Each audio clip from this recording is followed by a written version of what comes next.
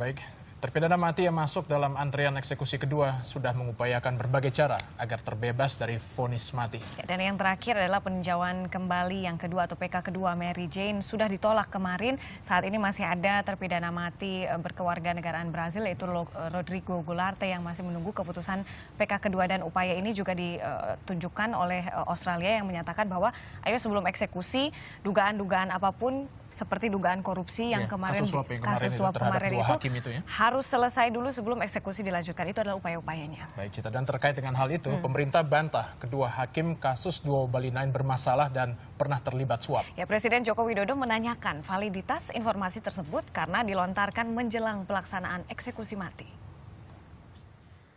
Komisi Yudisial atau KY membantah tuduhan suap bagi dua hakim yang menangani kasus Duo Bali 9, Mioran Sukumaran dan Andrew Chan. KY juga menilai tuduhan tidak dapat dibuktikan karena tidak memiliki alat bukti yang cukup. Kalau memang tuduhannya itu seperti itu, harusnya si pelapor itu menyampaikan bukti-bukti yang cukup, karena ini menyangkut masalah tuduhan suap. Jangan menjadi fitnah, kami pun tidak bisa membuktikan sendiri. Dan itu persoalan yang paling sulit, membuktikan penerimaan suap atau orang disuap itu tidak mudah. Oleh karena itu ketika ada orang yang melaporkan kepada kami bahwa oknum hakim misalnya menerima suap, tolong sertakan alat buktinya. Eksekusi mati tahap 2 yang akan dilakukan dalam waktu dekat merupakan bentuk kedaulatan hukum Indonesia. Menhukam juga menyayangkan tuduhan suap yang dilayangkan kepada Hakim Ahmad Yamani dan Putu Suika. Itu buktikan aja, itu dia. Mengapa enggak dari dulu sih, kenapa sekarang?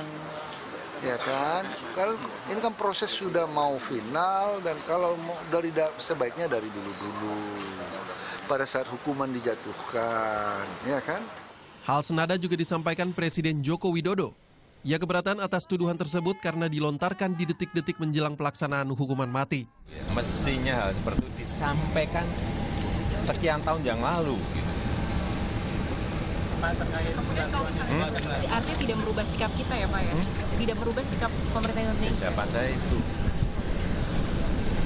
Kenapa tidak disampaikan dulu saat peristiwa terjadi? Misalnya ada loh ya. Betul nggak?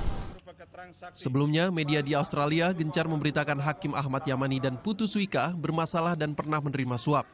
Tuduhan tersebut dialamatkan saat keduanya menangani kasus Hengki Gunawan, pemilik pabrik ekstasi di Surabaya yang divonis 15 tahun penjara.